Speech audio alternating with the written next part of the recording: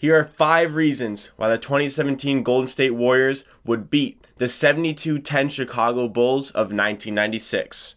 Let's get into it.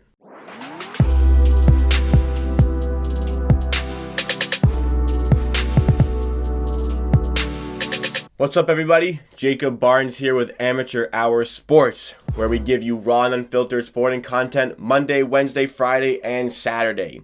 So if it is your first time here with me today, make sure you subscribe right now to stay up to date with all the future episodes coming your way very soon. Today, in light of the Last Dance documentary, it kind of got me thinking again about something I've talked about in the past with some friends about whether or not the Golden State Warriors of today could beat that 72-10 Chicago Bulls team, Michael Jordan, Scottie Pippen. Widely considered the greatest team of all time because they were 72-10, the Warriors were 73-9, but then the Chicago Bulls won the championship and the Warriors blew a 3-1 lead. But I want to talk about the team, the Golden State team, that added Kevin Durant onto that 73-win roster. Is that team better than the Chicago Bulls? I'm going to give you 5 reasons why they would beat them in a 7-game series. Reason number 1, quite simply, Kevin Durant. The Chicago Bulls are not equipped enough to guard Kevin Durant. I consider Kevin Durant the greatest scorer in NBA history because he could do it through any facet of his game. He was 3-dimensional. He could do it all. He could get to the rim. He could pull up from mid-range. He could shoot his threes, take you in isolation, beat you off the dribble, get to the rim again. He can score in so many ways, and he's multiple times he's been the scoring champ in the NBA, and I think that his listed height does not do him justice. I think Kevin Durant is pushing 7 feet tall. When you see him on the court, he is an absolute freak on the court. I just don't think there's anybody who could really guard Kevin Durant on the Chicago Bulls. I mean, Scottie Pippen, 6'7". I think he would be tasked with guarding Kevin Durant given the positions. And I don't think Scottie Pippen, though he's a good defender, I don't think he can quiet down Kevin Durant enough in a 7-game series. And if you want to talk about somebody else guarding him, maybe since Jordan's top dog, he's going to want to take him. I don't think he's at 6'6". I don't think he's stopping Kevin Durant. And sometimes guys like Dennis Rodman will just take the hardest defensive task just for the sake of it and just because he's like, well, I'll just do it. But I don't think even him, he's like 6'7". I don't think he's guarding Kevin Durant either. The size is going to be a factor. And the fact of the matter is Kevin Durant is just so saucy on the court. I just don't think there's any real stopping him. There's just a lot of talent in Kevin Durant that I think that LeBron would have a few more championships with Cleveland. Maybe at least one more championship with Cleveland if it wasn't for Kevin Durant joining that team and it wasn't for Draymond Green crying in the parking lot trying to recruit Kevin Durant to that Golden State Warriors team. He added that clutch factor that they had lacked in previous years because Steph Curry is not that clutch player. On numerous occasions, we have seen Steph Curry falter in the clutch, whether it be Game 6 against the Toronto Raptors, whether it be that Game 7 against the Cleveland Cavaliers. So Kevin Durant is the difference maker. He is going to push the Warriors over the top in that series. Reason number 2, besides Kevin Durant, there are far too many weapons for the Chicago Bulls to defend. Never mind Kevin Durant, you've got Steph Curry, Klay Thompson, also the greatest shooting backcourt in NBA history. You got arguably the best 2 shooters in the history of basketball in the backcourt. When I really consider how teams would be against each other, I look at each of the matchups. And I think that when the Warriors are on offense, you've got Steph Curry going up against Michael Jordan, and you've got Klay Thompson going up against Ron Harper. And it could work vice versa. They could take either. And I know Jordan's got some inches on Steph Curry, but if Jordan's on him, I think you just need to be a bit of a facilitator to give the ball to KD and to give the ball to Klay Thompson, because an aging Ron Harper coming out of a knee surgery, Klay Thompson is one of the best players in the NBA at getting open for his three-pointer. Him and JJ Redick are by far the best in that category of getting themselves open for their catch-and-shoot jump shot. I mean, I think Klay Thompson once put up 37 points by only taking 4 dribbles in the entire game. So a not-so-mobile Ron Harper trying to guard Klay Thompson is a bit of a problem. And if Ron Harper switches on to Steph Curry and Jordan's on Klay Thompson, well, Steph Curry is going to go to town on Harper, I think, with his mobility. Then again, you have the Pippen-KD showdown, which I think is well in KD's favor.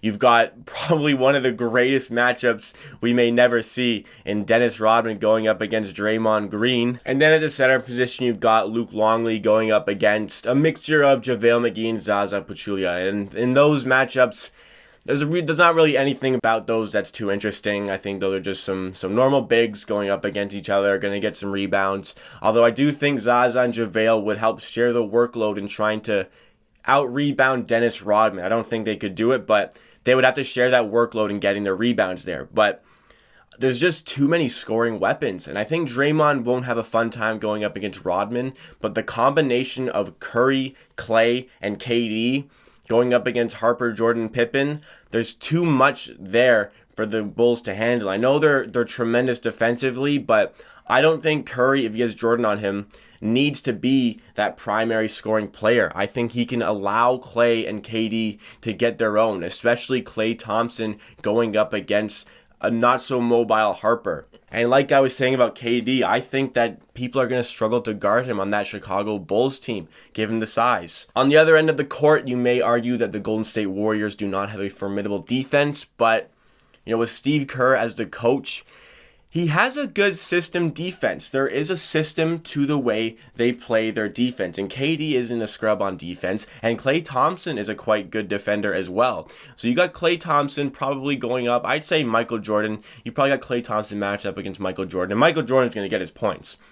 There's no stopping that. Michael Jordan is going to get his points. I think Pippen, again, is going to struggle going up against KD. I think, again, Pippen's going to get his points, but I don't really see a lot of other factors on offense other than that. I think that, Curry can do a job on Harper. Harper isn't that formidable of a player regardless, especially at that point in his career. Rodman is never a factor on offense, so I think him and Dre are just going to cancel each other out in this one. And again, the centers aren't going to offer too much. What is Luke Longley really going to offer for the Chicago Bulls on offense? So yes, Jordan and Pippen are going to get their points, but I think that the Warriors are going to overpower them in that category. Which brings me to reason number 3. In those matchups, yes, the Bulls are going to get their points, but the Warriors are one of the best scoring teams in NBA history, if not the best scoring team in NBA history. They are just going to drown them in points. The Warriors are just simply going to outscore them. The amount of weapons they have, 3 insane three-point shooters on the perimeter, and including KD to the Splash Brothers. They're going to get so many points. The Bulls don't shoot a lot of threes. In those seasons, the Warriors shot over 2,500 three-pointers. The Bulls shot about half of that in that 72-10 season. They are just going to suffocate them with the amount of points. The Bulls are going to have to change their approach towards shooting the three. And Michael Jordan isn't a tremendous three-point shooter. At that stage in his career, he was a lot better.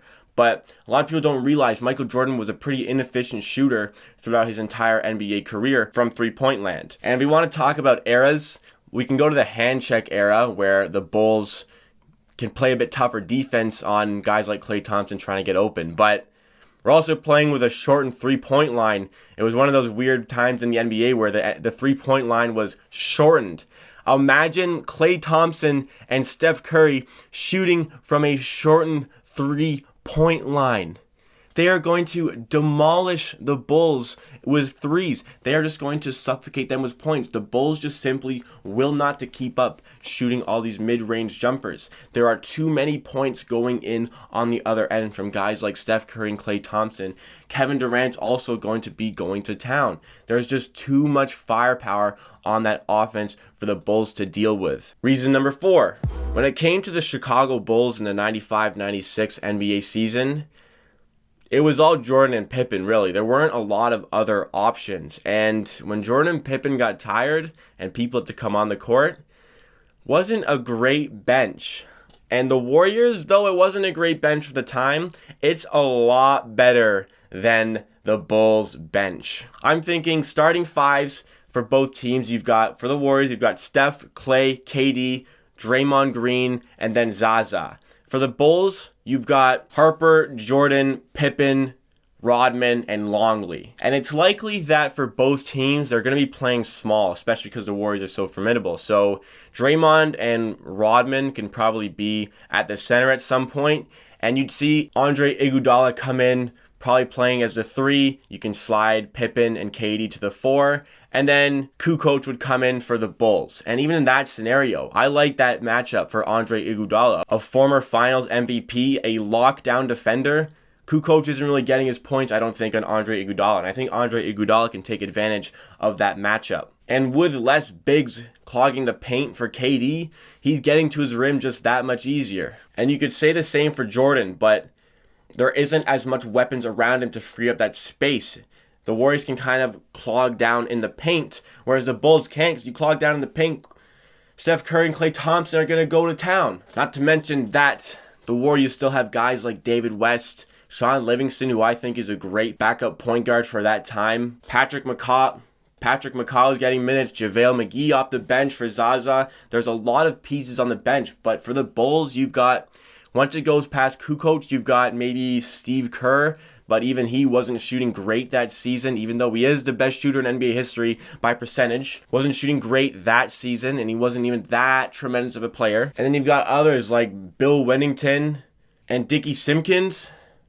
The Warriors are going to overpower them with their bench as well as their starters. The longer the games go and the further we go into the series, the more the Warriors can take advantage of the amount of depth they have. And I know Jordan's got that gene in him where he won't get tired, but believe me, if he's got to chase around a mobile Steph Curry who's trying to get open constantly, I think he's going to have a hard time playing 40 plus minutes a game for a 7-game series. And though I'm really pushing this into the Warriors' favor, I think this would be a very close series. You're probably getting 6 or 7 games. I just think the Warriors come out on top. When it comes to those little nuances of the series that separate it in one team's favor, the Warriors, I think, with their 3-point shooting, are just going to suffocate them with points. And finally, reason number 5. It's difficult to really judge because both teams played in different eras. You know, you got a much more physical, not as scoring dominant era for the Chicago Bulls. And then you've got the pace and space, 3-point shooting Golden State Warriors. Well, one team is going to have to adjust to help guard against the opposition's style of play. And I don't think that the Warriors need to change the way they play for the Bulls. I think the Bulls need to adapt to the Warriors because the Warriors, like I've been saying, are just going to score so much more than the Bulls just from the 3-ball, that the Bulls need to start shooting some more threes to keep up. And Michael Jordan was, I think, just over 40% for that season, but he wasn't taking a ton of 3-pointers. His game has always been that mid-range step-back jumper, and it's lethal. It's lethal.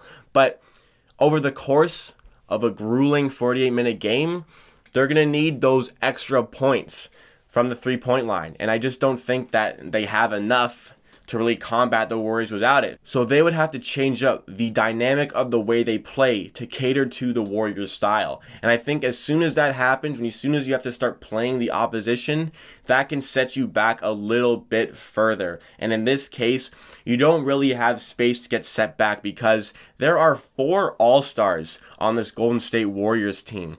This Bulls team, do not get it twisted. It is 2 All-Stars. Dennis Rodman, yes, a 2-time All-Star in his career, never an All-Star with the Chicago Bulls. This is not an All-Star Dennis Rodman. This is an All-Star Michael Jordan and Scottie Pippen versus 3 insane All-Stars in Curry, Klay, and KD, and then an outside All-Star in Draymond Green, though he has been a 3-time All-Star with the Golden State Warriors.